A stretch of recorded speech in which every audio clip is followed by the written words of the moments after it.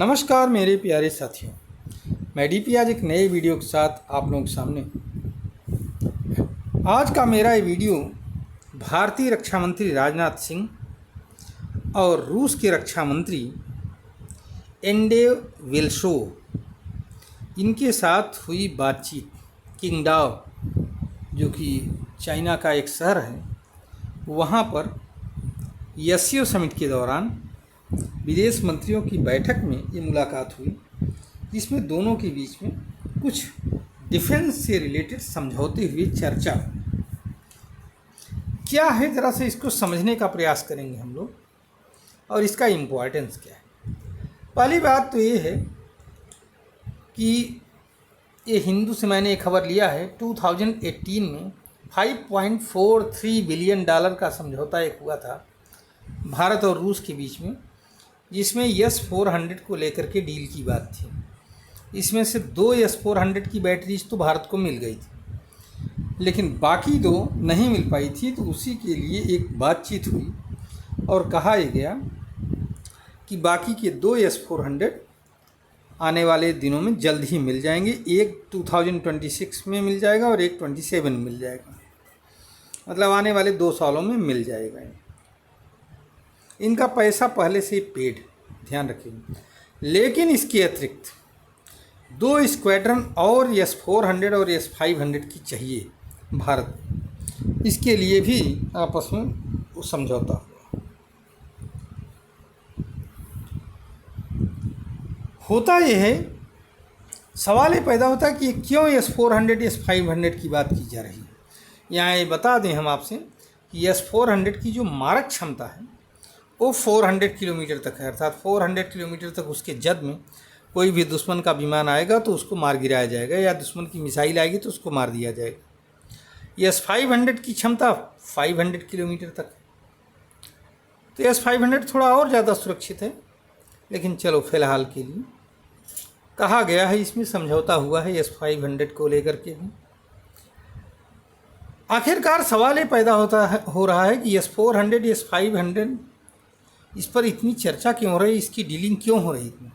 तो जैसा कि हम लोगों ने अभी देखा कि ईरान ने अपने यहाँ से बैठे बैलिस्टिक मिसाइल्स के प्रयोग करके क्या करता था, लगातार इजराइल को परेशान किया करता था। तो इसके वजह से इन सब चीज़ों को इंडिया ने भी अपनी बहुत सारी जो कार्रवाइयाँ किया था पाकिस्तान के ऊपर, वो अपने सीमा क्षेत्र में रह कर के ही मिसाइलों से कर दिया था। तो इसके वजह से हमारे डिफेंस सिस्टम जो है हमारे, ये बहुत इम्पॉर्टेंट हो जाएंगे। राइटर्स की खबर है 27 जून 2025 की, दूसरी खबर है राइटर्स की। तो राइटर्स ये कहता है कि जो सुखोई 30 की फ्लीट है इंडिया के पास, उसमें मॉडिफिकेशन की बात चल रही है।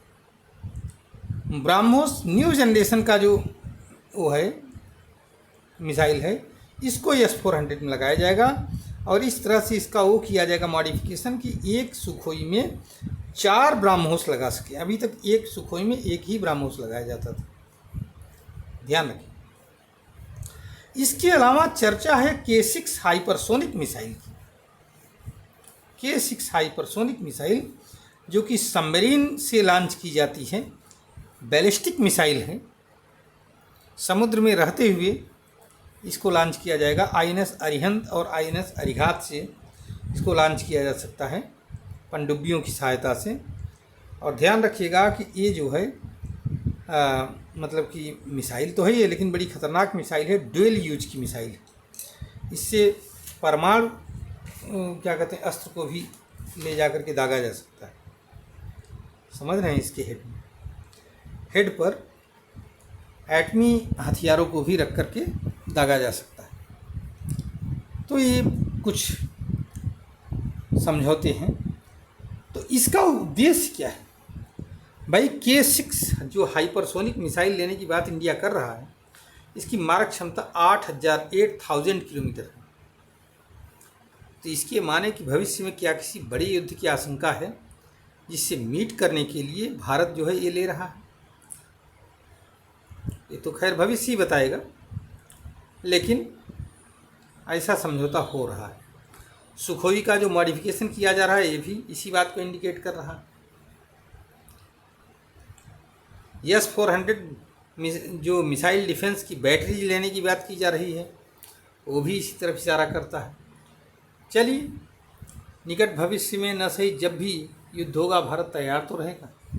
कौन जानता था कि ऑपरेशन सिंदूर करना पड़ेगा, और उसके लिए मोदी ने अपने शुरुआती समय से ही मनोहर पर्रिकर जिस समय रक्षा मंत्री हुआ करते थे उनके सहयोग से अपने डिफेंस सिस्टम को सुधारने की कवायद शुरू कर दिया था।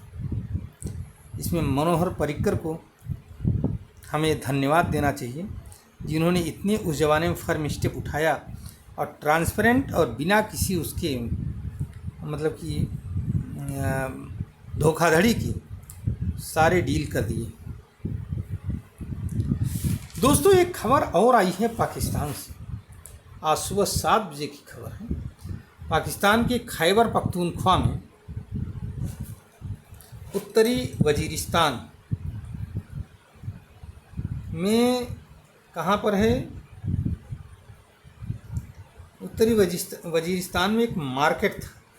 वहाँ पर पाकिस्तानी सेना, मीर अली मार्केट नाम है, मीर अली मार्केट, तो वहाँ पर पाकिस्तानी सेना गश्त कर रही थी।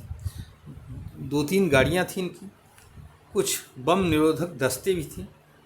वहीं पर एक पुलवामा स्टाइल में, जैसे पुलवामा अटैक हुआ था हमारे यहाँ, उसी स्टाइल में एक विस्फोटकों से भरी हुई कार आई और टकरा गई सेना के वहाँ से।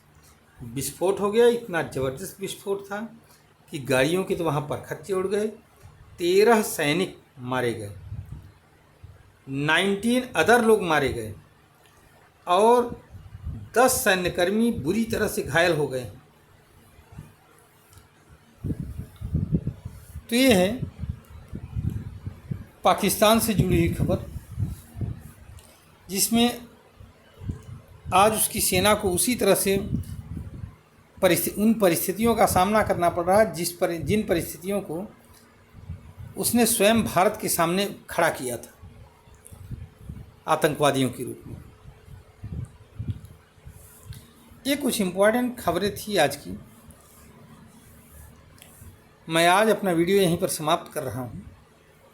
अगर आपको मेरा वीडियो पसंद आए तो आप इसको लाइक करिए, शेयर करिए और चैनल को हमारे सब्सक्राइब करिए। धन्यवाद, नमस्कार, जय हिंद, जय भारत, वंदे मातरम।